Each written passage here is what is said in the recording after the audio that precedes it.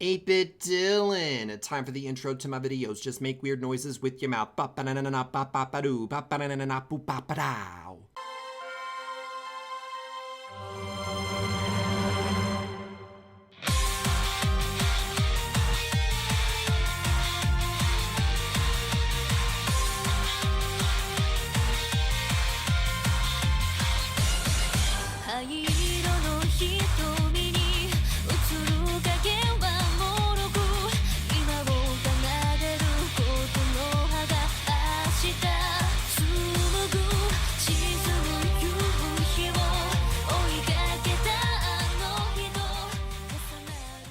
Welcome everyone to the second class trial. You guys know how this goes. If you manage to find the blackened, you will be able to survive another day. If, however, you find the wrong person guilty, then instead of the blackened getting punished, the entire rest of the class will instead, and the blackened will be able to graduate. So it's time for us to begin the trial. Yurisa is the first person to speak out, saying, "Okay, so obviously Aya committed suicide, didn't she?" Sata quickly interjects, saying, "Let's not jump to conclusions. A lot of the evidence seems kind of weird, don't you think? Like, how did she get in the library again?" Masashi reminds the group, "She's crazy. She attacked me in the gym with a knife from the kitchen and ran away into the library when I defended myself. She tried to kill me, remember?" After an awkward silence, Tetsu pipes up. "Wait, how do we know that she actually attacked you? You could have made all that up. Heck, even your story doesn't really add up when it comes to the times you said you heard the sound downstairs." Masashi looks scared and nervous to answer the question. "Wait, what? No, she definitely attacked me. I even have the knife wound to prove it. If I killed her and moved her body and barricaded up the library, how would I have even gotten out? The secret passageway, duh. You could have easily have killed her and pretended to be attacked and then snuck out of the library and met up with everyone downstairs." A tone of disagreement comes from Hokusai. "That's not possible. We saw earlier how afraid of the dark Masashi is, and the hidden passageway clearly has no lights in it. You mean to tell me that he somehow discovered a pitch black hallway and willingly walked into it? I don't buy it." Everyone on the room chews on that fact a little bit before Sata says, "Okay, so if Aya did attack Masashi like he says, and she ran into the library and barricaded herself inside of it, who could have had the time to plan out her murder in the short time that she was inside there?" Hold up, who says that anyone killed her? We still haven't even ruled out that she killed herself. Tetsu replies energetically, "We have to figure out who had the time to sneak off and kill Aya with that mysterious liquid in the pill bottle. She obviously didn't leave the library, and she somehow had a syringe and pill bottle with that mysterious weird liquid inside of the bottle. She couldn't have just planned her suicide if she was planning on killing Masashi in the first place." Laundry detergent. What? Excuse me. Masashi then goes on to explain. The poison that was used to kill Aya was definitely laundry detergent. It was translucent, flowery scented, thick liquid, and it matches the description of laundry detergent perfectly. "So someone saw that Aya was inside of the library alone, and in the hour or so that we had after discovering the barricade, they grabbed a syringe and some laundry detergent and went in and killed her." It couldn't have been myself, Yurisa, or Hokusai, because we all were together after the group discovered the library was barricaded, and we have an alibi. Tetsu is the next to explain his innocence, saying, "I couldn't have done it because, like I explained before, the equipment in the AV room was rewired by Aya to make that awful noise. After I had to tear the wires out, I spent all my time fixing the AV room.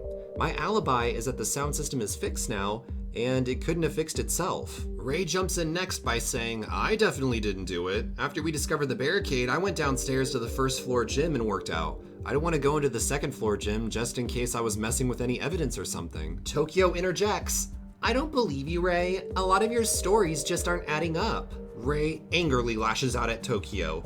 "What do you mean aren't adding up? If anything, it was obviously you who killed Aya. You don't scare me." "I already told you guys. I was taking a nap when Monokuma announced that the barricade had been moved." Yurisa confirms this by saying, "I definitely remember seeing Tokyo arrive at the body discovery in her pajamas, and she looked pretty sleepy." Tokyo attempts to yell back at Ray, but Sata quickly jumps into the conversation. Tokyo isn't the only one who knows that Ray is lying. In fact, I can tell you all exactly how this crime went down. Aya was moved by the message she received from her family, so she planned to commit the next murder. She stole a knife from the kitchen and rewired the AV room to break down after a set amount of time. Her plan was simple: to lure Masashi into the gym and murder him when everyone else was downstairs, worried about the AV room. Her plan quickly backfired though, when Masashi defended himself, causing Aya to run away in terror to the library in shame of what she just did. She barricaded herself to prevent anyone from coming in and confronting her. Meanwhile, Ray saw this as an opportunity to get away with murder. He made up a fake story about Aya going into the laundry room at 3:15, which isn't possible if she stopped hanging out with Tetsu around 3, and the AV room rewiring would have easily taken 30 minutes to complete. Masashi says that he saw Aya at around 3:40, which means that Ray definitely was lying. It doesn't stop there though. As we all left the barricade, Ray quickly went down to the nurse's office to grab a syringe, and then made a detour over to the laundry room to grab some detergent that he could hide in a pill bottle that he had emptied. He then went upstairs and snuck into the library through a hidden passageway he had found the day before and murdered Aya as she was mourning. He then propped the body up to appear as if she had committed suicide and slipped back out of the room to pretend to work out in the gym. That's how Ray Higashi murdered Aya Arita and became the Blackened. Ray looks like he's about to run across the class trial and beat up Sata. What kind of stupid claim is that? You have no evidence. You have no proof I did any of the stuff you said. Hokusai corrected Ray. Actually, Sata is correct. Everything she said is supported by the evidence. You should be ashamed of yourself, Ray. Ray looked like he was about to explode just as Monokuma exclaimed, It's time to vote! Everyone submit who you think the guilty party is. Hold up, you stupid bear. This class trial isn't over unless I say it's over. I'm not stupid, mister. Unless you have any evidence to add to the case, then this case is over with. Good luck, you idiot!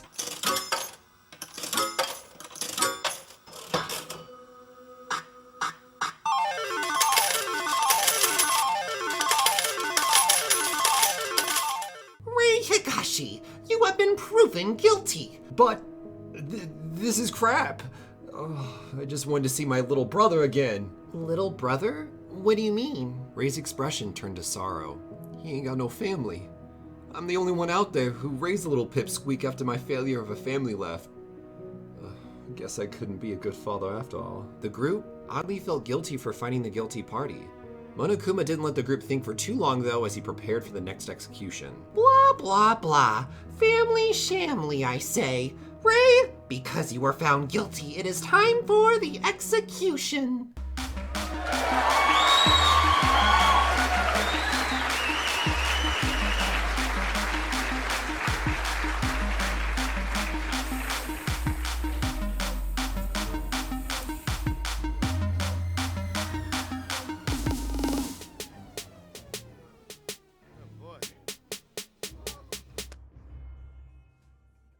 The guilt began to set in. Despair was beginning to take over. Another one of their friends lost to Monokuma's sick and twisted game. How many more would need to fall in order for them to find a way out of this high school? And could they really trust those around them that they had called their friends? Had Monokuma actually won by making them all turn on one another? The grim reality that they just might not escape this predicament began to set in. The only one joyous in the room was Monokuma, thrilled to see what exciting situations the students of Hope's Peak Academy would find themselves in.